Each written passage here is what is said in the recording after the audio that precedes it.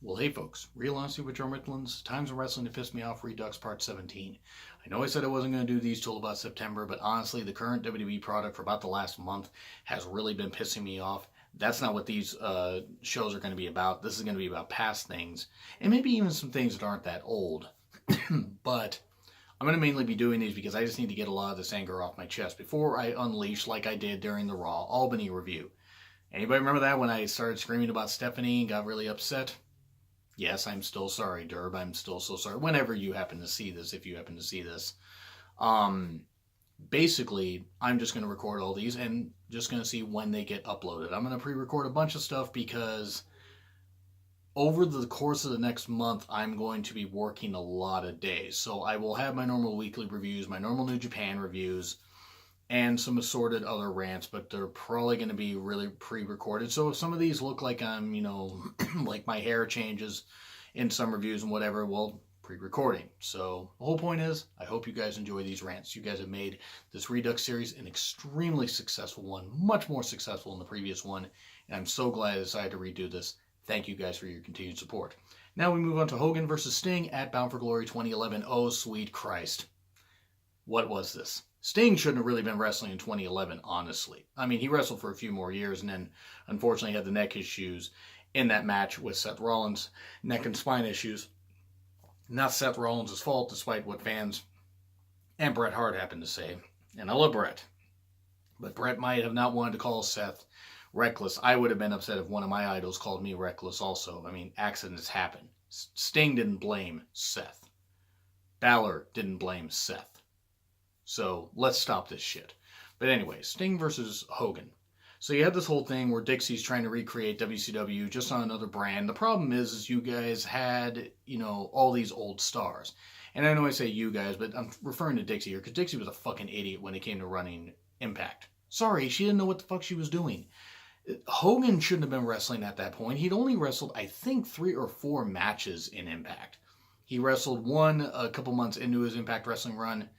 And then he had a bunch of back surgeries. Then he wrestled here. He wrestled, I believe, in a 6-man tag in the beginning of 2012, and I think that was his last official match. I don't remember exactly who he was teaming with. I think he was teaming with James Storm and somebody else. But anyway, Hogan versus Sting was supposed to be this big build. None of their matches were ever that good. Starrcade 97 wasn't particularly good. I did a 20-year reflection on that if you'd like, and I don't mean Starrcade as a whole. I mean Hogan versus Sting and the whole BS and my opinion on it. Whether it's true or not, it's my opinion on it. But looking at this, none of their matches, not their match in 95 on it, I believe it was a Nitro, wasn't very good. Their match in 97 wasn't very good. Their matches in 98, 99 in particular, I want to say even in 2000, but I know in 99 they tried a Sting heel turn, didn't fucking work. And now we go to here where Hogan had so many back surgeries. Sting wasn't really that super motivated. You had a 60-plus-year-old Ric Flair outside. You had all this overbooking. Dixie's in the front row because Hogan had control of Impact, or TNA at the time. And he said, I'll put it on the line to face you, Sting, and if you beat me, then Dixie gets control of the company back. Hogan was going really senile at this point, thinking that he was still a huge draw. Now, don't get me wrong, the crowd at this event was pretty damn awesome, and they were pretty damn loud for most of this event. Thankfully, this match did not main event, but yes, Hogan and Sting, for nostalgia purposes, had the crowd on their feet. But then you had Flair out there, and you had Eric Bischoff's son, Garrett. And don't get me wrong, I'm not faulting Garrett here. I'm not faulting Eric. I'm not faulting Sting. Hogan was just, having an ego trip here, but you had all this stuff where Hogan couldn't even really take bumps. He was just hitting these bomb punches and stuff like that. And yes, he was still in decent shape for a guy that was in his 60s that had so many back surgeries. But come on, I think he was 61 at this point, if I remember right. He was 60 or 61. But he was just, he was so immobile. I mean, he was hitting these punches and stuff like that. And you had this whole idea, there's this whole storyline going where Eric had basically said to his son Garrett, who's a referee, hey, even if Hogan taps out, don't you dare count the fall or whatever. Don't count a pinfall, don't count a submission. Hogan's got to maintain control of the company. We have to maintain our stranglehold on this. Again, WCW 2000 WCW 98 in a nutshell, essentially. and actually even Starrcade 98 with the whole thing with Flair and Bischoff, which is kind of funny that they were involved in this whole kind of screwy match. But Hogan did take some back bumps, which is dangerous for him to do because he could have popped his back. I mean, yeah, he landed where I think most of the impact he took was his elbows. Yes, impact. See what I did there. But yeah, I believe Hogan bled, Sting bled, I believe. And it was a messy match. I mean, I remember showing it to Chris, Durbinator, and it was absolutely ridiculous. Absolutely fucking ridiculous and abhorrent match. But then what was hilarious is, okay, you know, Sting finally gets him in the Scorpion Deathlock, knocks out Flair, this kind of stuff. Okay, does the whole thing where Hogan instantly starts tapping him in the Scorpion Deathlock because he's got a bad back and everything. And even though Sting's not cinching it in, he doesn't want to A, hurt Hogan, and B, Sting wasn't exactly spring chicken at that point. Hogan's tapping out instantly. And then Garrett finally calls for the bell when he wasn't supposed to. Well, in storyline, but even though he obviously just said, well, F this, I'm going to call for the bell, I'm going to do the right thing. So then Eric punches his son out. Immortal, which was Gunner, Scott Steiner, I want to say Bully Ray was in it too. A bunch of people were in it. It was a goddamn train wreck.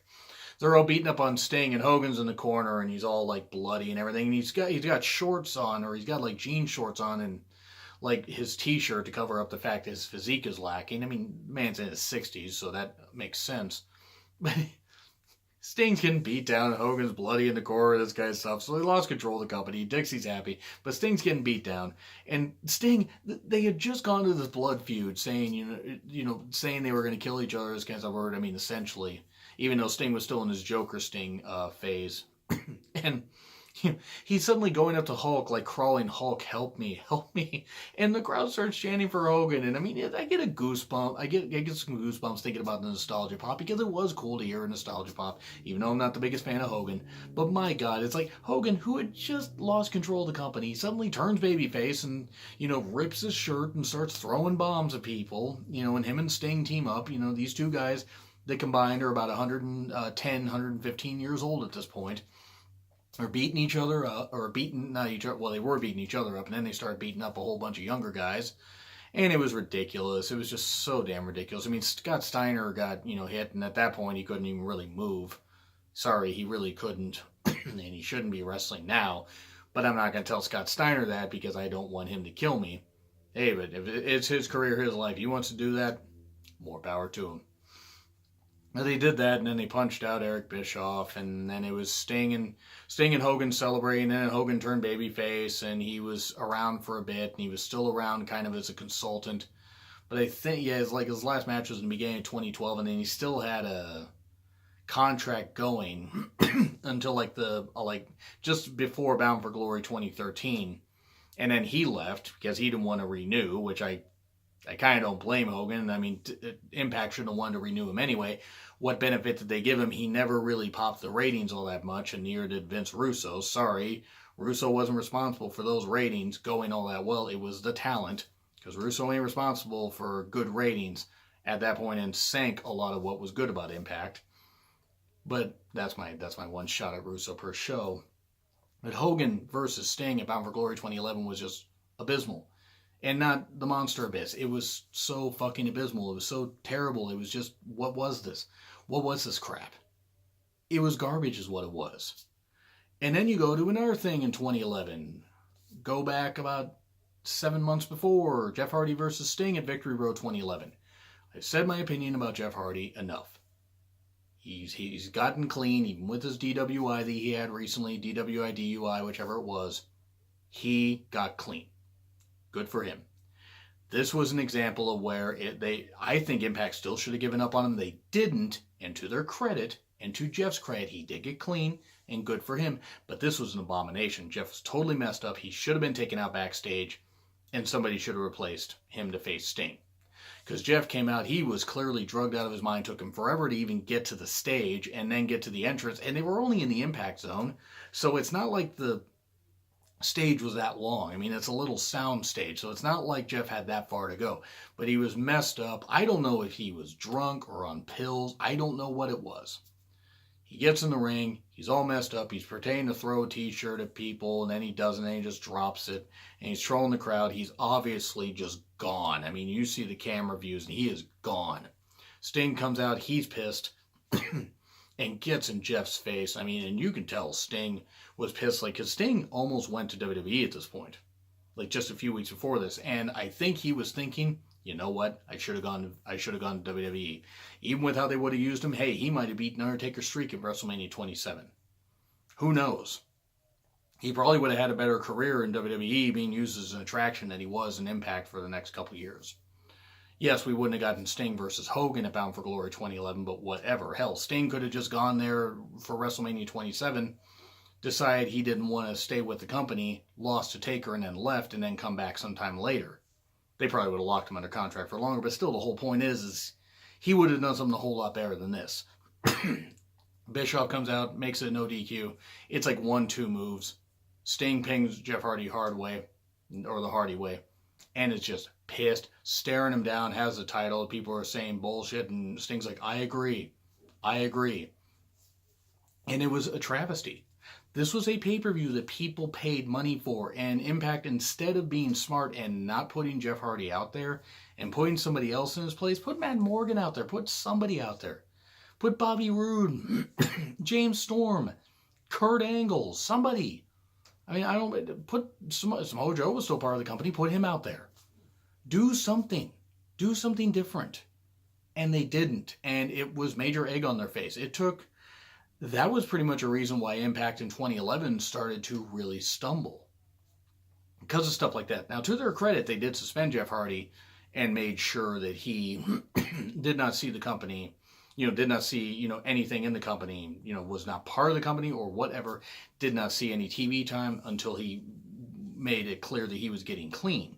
And good for him. And credit to him, he got clean. This was pretty much like rock bottom right here. And no, not the move. It was pretty much rock bottom for Jeff. And unfortunately, now you see him in 2018, he moves like he's about 50, and I think he's only 40, 41. He actually moves like he's in his mid-50s. It's sad to watch. While Matt moves like he's in his 60s. Yeah, it was an embarrassment. It was really, really embarrassing to watch this happen. It was rotten. Now we move on to Debra. Now I want to say this much. Anything I say is about Debra the character. She has spoken out about how she didn't care for the wrestling business, and I will get into that. But I want to say that Debra the person, regardless of how I feel about her, regardless of how I thought she carried herself and how she was a prima donna and stuff like that, and felt she deserved more in the wrestling business or deserved everything despite not earning it, the woman herself did not deserve to get hit and abused by Stone Cold Steve Austin. Steve Williams, as his actual name is called. He did not deserve, or she did not deserve to do that. He had no right to do that to the woman, Debra. The TV character, however, was rotten. Entitled Bimbo Bitch, the television character, again, was rotten when she was teaming with Steve Mongo McMichael, rotten when she was teaming with Jeff Jarrett. She tried to call herself the queen of WCW. I think you could tell woman visibly, Benoit's wife, formerly Kevin Sullivan's wife, wanted to kill her, and quite frankly, she would have had every right to go after her because she didn't really understand why. Who's this dumb bitch that's suddenly getting all this TV time and acting all entitled?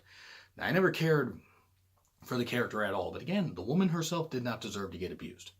No woman, no person deserves to be abused by their partner at all.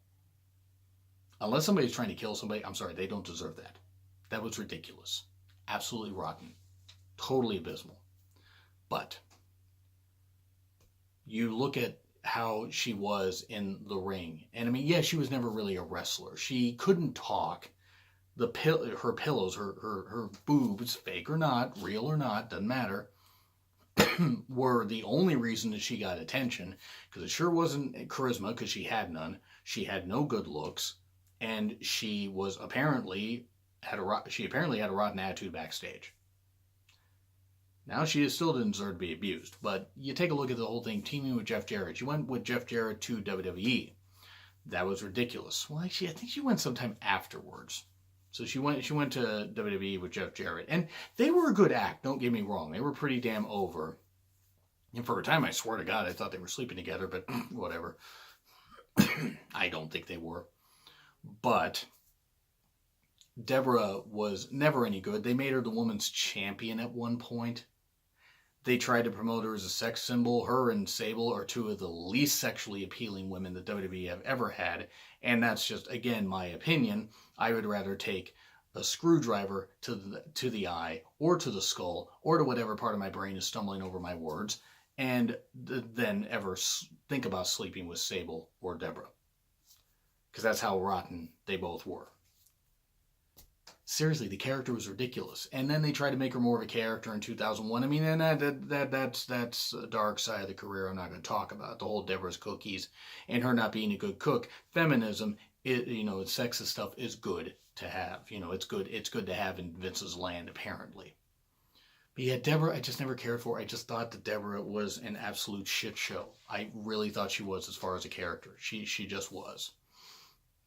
So, now I'm going to finish up with another Hogan topic, so this one's going to go a little bit longer. But the alliance to end Hulkamania at Uncensored 1996. This is Hogan and Savage against about 9,000 people, including Z-Gangster, who was Zeus, from the No Holds Barred movie that somehow came into the world of wrestling. A movie character coming into the real world of wrestling, the real, sports entertainment world of wrestling, whatever. It was funny that the guy playing Zeus actually turned out, he was in Friday, and then he also was the president in The Fifth Element, Fifth Element, one of my favorite movies of all time. But he was there, and then you had the Ultimate Solution. That's a little bit bad, but whatever. Okay. You had Kevin Sullivan, Ric Flair, Meng, Barbarian, Arn Anderson, Lex Luger. There was somebody else in there too. I think Benoit might have been in there. And you had all this stuff. I think Benoit was in there.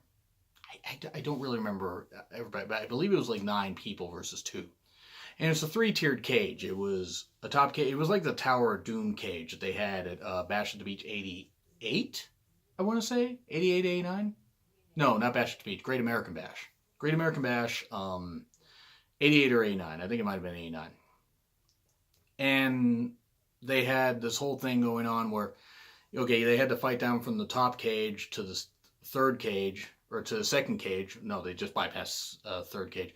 There were people in various cages, so they would fight out. They would fight, down into the second cage, and then the second cage was like paired off, so it was actually like almost 4 cages because you had 2 separate ones.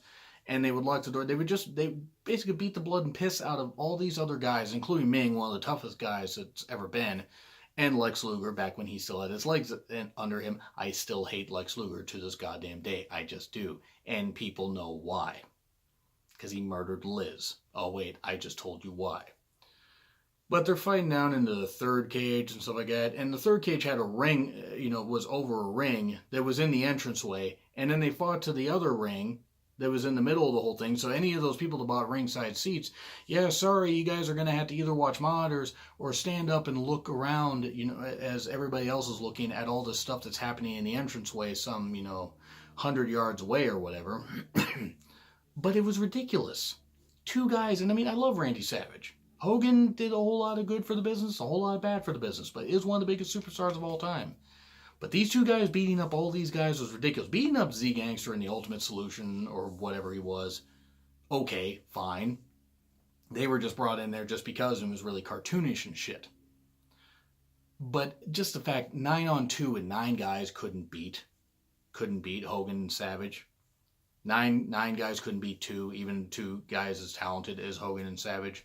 Mainly Savage and Hogan, because Savage was always more talented than Hogan. He always will be. And that's why Hogan held him down, because Hogan was rotten.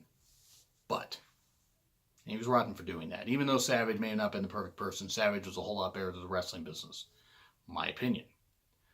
But, I believe Lex at one point hit like somebody with that, metal plate in his forearm on accident. And Hogan and Savage ended up gaining the victory. So yeah, 2 guys beat 9. And this whole match was just like, it was a clusterfuck. The Uncensored, and I did, quick reviews of every one of the Uncensored events and ranked them from worst to best. And I think it was only 95 through 2000, so it wasn't all that much to talk about. But if you want to go check that out, it's my WCW playlist, WCW pay-per-view playlist. But watching this is just ridiculous. You're looking at this and like, okay, this is overbooked, it's overly gimmicky, and it was overly ridiculous. And it was shit. It was absolute shit. And I love WCW, but sometimes they did some shit things. They were just copying some of what WWE did, only they did it worse. And then any gimmicks they had, they just overdid it. But anyway, that's what I gotta say. Do you agree? Do you disagree with what I said? Like, share, comment, subscribe. Twitter link in the description. It's been Real Honesty with John Rickland. Times of Wrestling that pissed me off. Redux Part 17, and I will see you soon.